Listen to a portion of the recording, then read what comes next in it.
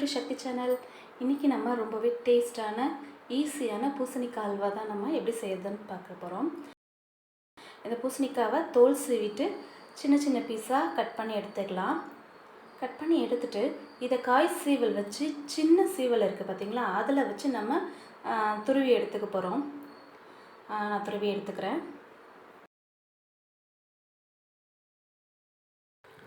பாருங்கள் எவ்வளோ சாஃப்டாக இருக்குது அப்படின்னு. நம்ம அல்வா செய்யும் போதும் அப்போ தான் நல்லா சாஃப்டாக இருக்கும். இது பூசணிக்காயில் தான் செஞ்சோன்றதே தெரியாது, அவ்வளோ டேஸ்ட்டாகவும் இருக்கும். வாங்க எப்படி செய்யுதுன்னு பார்க்கலாம். அடுப்பில் ஒரு கடாய் வச்சுட்டு ஒரு 1.5 ஸ்பூன் அளவுக்கு நெய் சேர்த்துக்கிறேன்.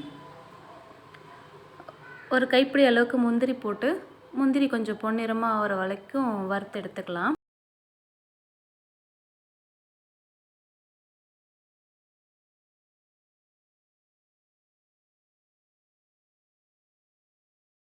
இப்போ அதே நெய்யிலே இந்த பூசணிக்காவையும் நம்ம வதக்கிக்கலாம். ஒரு 3லேருந்து 4 நிமிஷம் வரைக்கும் இதை நம்ம வதக்கிக்கலாம். கொஞ்சம் சாஃப்டாக ஆகிடும்.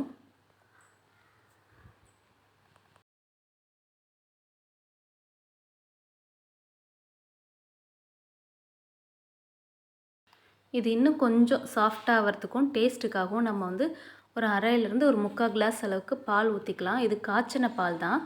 பால் ஊற்றி நம்ம வதக்கும் போது இன்னுமே நல்லா சாஃப்டாக வெந்துடும். ஒரு 5 நிமிஷம் மூடி போட்டு வேக வச்சிடலாம். இப்போ பாருங்கள் எப்படி இருக்குதுன்னு. கொஞ்சம் சாஃப்டாக நல்லா வெந்திருக்கும். இப்போ பாலும் நல்லா வற்றிருக்கு. இந்த ஸ்டேஜில் நம்ம சர்க்கரை சேர்த்துக்கலாம். 2 கப்பு பூசணிக்காவுக்கு நான் 3/4 கப் அளவுக்கு சர்க்கரை சேர்த்துருக்கேன். இது கரெக்டாக இருக்கும் சுகரு. நீங்கள் இன்னும் கொஞ்சம் அதிகமாக வேணும் அப்படின்னு நினச்சிங்கன்னா 1 கப்பாக கூட சேர்த்துக்கலாம். ஆனால் இதுவே கரெக்டாக இருக்கும். இதையும் போட்டு நல்லா கலந்து விட்டுடலாம்.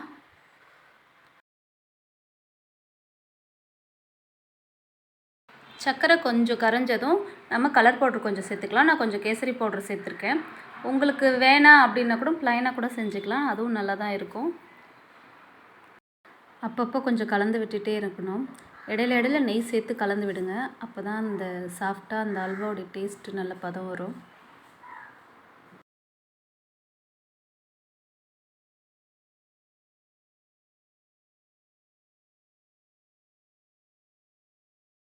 இந்த ஸ்டேஜில் நம்ம கொஞ்சம் ஏலக்காய் பொடி சேர்த்துக்கலாம். அதுவும் சேர்த்து நல்லா கலந்து விட்டுக்கலாம். ஓரளவுக்கு அல்வா ரெடி ஆகிடுச்சு. கடைசியாக நம்ம இன்னும் ஒரு ஸ்பூன் அளவுக்கு நெய் சேர்த்துக்கலாம். இதுக்கு கிட்டத்தட்ட ஒரு 4 ஸ்பூன் அளவுக்கு தான் நெய் சேர்த்து வந்திருப்பேன். நெய் சேர்த்துட்டு மறுபடியும் ஒரு தடவை கலந்து விட்டுக்கலாம். பார்த்திங்கன்னா அல்வா நல்லாவே ரெடி ஆகிடுச்சு. பாத்திரத்தில் ஒட்டாமல் எவ்வளோ சூப்பராக வந்திருக்கு பாருங்கள். இந்த அல்வா ரொம்பவே டேஸ்ட்டாக இருக்கும். பூசணிக்காய் தான்ன்றதே தெரியாது, அவ்வளோ ஒரு டேஸ்ட்டாக இருக்கும். சாப்பிடாதவங்க கூட கண்டிப்பாக சாப்பிடுவாங்க.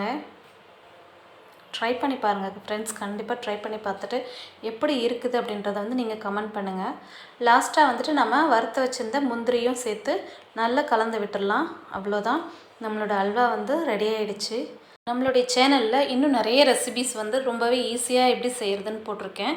பார்க்காதவங்க இருந்தால் கண்டிப்பாக செக் பண்ணி பாருங்கள் ஃப்ரெண்ட்ஸ். அது மட்டும் இல்லை, சப்ஸ்கிரைப் பண்ணாதவங்க கண்டிப்பாக சப்ஸ்கிரைப் பண்ணுங்கள். பிடிச்சிருந்தால் லைக் பண்ணுங்கள்.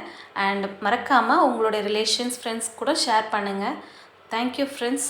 மறுபடியும் ரொம்பவே ஈஸியாக டேஸ்ட்டாக வேறு என்ன ரெசிபி பண்ணலாம் அப்படின்ற மாதிரி நான் சீக்கிரமாகவே போடுறேன். தேங்க்யூ.